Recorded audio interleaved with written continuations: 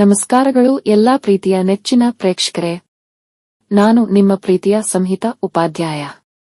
ಹೊಸದೊಂದು ವಿಡಿಯೋಗೆ ಎಲ್ಲಾ ನೆಚ್ಚಿನ ಪ್ರೇಕ್ಷಕರಿಗೆ ಸ್ವಾಗತ. ಗೃಹಲಕ್ಷ್ಮಿ ಯೋಜನೆಯ 11 ಮತ್ತು 12ನೇ ಕಂತಿನ ಹಣಕ್ಕೆ ಸಂಬಂಧಿಸಿದಂತೆ ಒಂದು ಮುಖ್ಯವಾದ ಮಾಹಿತಿ ಹೊರಬಂದಿದ್ದು, ಅದಕ್ಕೂ ಮುನ್ನ ಆದರಣೀಯ ಎಲ್ಲಾ ನನ್ನ ಪ್ರೀತಿಯ ಪ್ರೇಕ್ಷಕರೇ, ನಿಮ್ಮಲ್ಲಿ ನನ್ನದೊಂದು ಕಳಕಳಿಯ ಬೇಡಿಕೆ.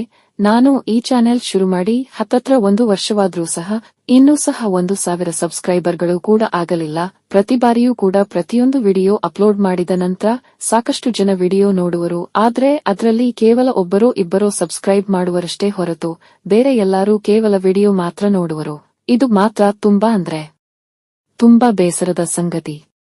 ನನ್ನ ಪ್ರೀತಿಯ ಪ್ರೇಕ್ಷಕರೇ, ನಿಮ್ಮಲ್ಲಿ ಕಳಕಳಿಯಾಗಿ ಬೇಡಿಕೊಳ್ಳುವ ಒಂದು ವಿಚಾರ, ಪ್ಲೀಸ್ ದಯವಿಟ್ಟು ನಮ್ಮ ಚಾನೆಲ್ಗೆ ಸಬ್ಸ್ಕ್ರೈಬ್ ಮಾಡಿ ನನಗೆ ನಿಮ್ಮ ಪ್ರೋತ್ಸಾಹವನ್ನು ತಿಳಿಸಿ. ಜೊತೆಗೆ ಈಯೊಂದು ವಿಡಿಯೋಗೆ ನಾನು ನಿಮ್ಮಲ್ಲಿ ಕೇಳುವಂತದ್ದು ಕೇವಲ ಒಂದೇ ಒಂದು ಲೈಕ್ ಅಷ್ಟೇ. ಪ್ಲೀಸ್ ದಯವಿಟ್ಟು ಈಗಲೇ ಲೈಕ್ ಮಾಡಿ.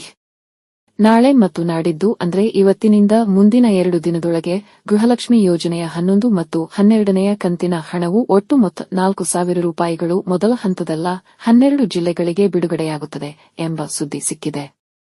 ಆದ್ರೆ ಸರ್ಕಾರದ ಮೂಲಗಳ ಪ್ರಕಾರ ಇದರಲ್ಲಿ ಯಾವ 12 ಜಿಲ್ಲೆಗಳು ಎಂಬುದರ ಬಗ್ಗೆ ಇನ್ನೂ ಸಹ ಸ್ಪಷ್ಟವಾದ ಮಾಹಿತಿ ದೊರಕಿಲ್ಲ. ಆದರೂ ಸಹ ಸಿಕ್ಕ ಮಾಹಿತಿಗಳ ಪ್ರಕಾರ ಬೆಂಗಳೂರು ಗ್ರಾಮಾಂತರ, ಬೆಂಗಳೂರು ನಗರ, ಮೈಸೂರು, ಉಡುಪಿ, ಶಿವಮೊಗ್ಗ, ದಕ್ಷಿಣ ಕನ್ನಡ, ಹಾಸನ ಮತ್ತು ಉತ್ತರ ಕನ್ನಡ ಜಿಲ್ಲೆಗಳಿಗೆ ಮೊದಲ ಹಂತದಲ್ಲಿ ಗೃಹಲಕ್ಷ್ಮಿ ಯೋಜನೆಯ 11 ಮತ್ತು 12ನೇ ಕಂತಿನ ಹಣ ಒಟ್ಟು ಮೊತ್ತ 4,000 ರೂಪಾಯಿಗಳು ಗೃಹಲಕ್ಷ್ಮಿ ಯೋಜನೆಯ ಮನೆಯೊಡತಿಯ ಖಾತೆಗಳಿಗೆ ಜಮೆಯಾಗುವ ಸಾಧ್ಯತೆ ಇದೆ. ಈ ಜಿಲ್ಲೆಗಳ ಹೆಸರು ಬಹುತೇಕ ಖಚಿತವಾಗಿದೆ ಹೊರತು ಇದು ಅಧಿಕೃತವಾಗಿಲ್ಲ. ವೀಕ್ಷಕರೇ, ನಮ್ಮ ಚಾನೆಲ್ನಲ್ಲಿ ಯಾವತ್ತೂ ಯಾವುದೇ ಫೇಕ್ ಸುದ್ದಿಗಳಿಗೆ ಅವಕಾಶವಿಲ್ಲ. ಕಾರಣ, ನಮ್ಮ ಪ್ರತಿಯೊಂದು ವೀಕ್ಷಕರ ಸಮಯವನ್ನು ವ್ಯರ್ಥ ಮಾಡಲಾರೆ. ಅಂದ್ರೆ ಯಾವುದೇ ಸುದ್ದಿ ಇರಲಿ ಸೂಕ್ತ ಖಚಿತವಾದ ಮಾಹಿತಿಗಳ ಮೇರೆಗೆ ಮಾತ್ರವೇ ನಿಮ್ಮ ಮುಂದೆ ಇಡಲಾಗುವುದು. ಜೊತೆಗೆ ಇದರ ಬಗ್ಗೆ ಯಾವುದೇ ಹೊಸ ಅಪ್ಡೇಟ್ ದೊರಕಿದ ಕೂಡಲೇ ನಿಮ್ಮ ಮುಂದೆ ಇಡಲಾಗುವುದು.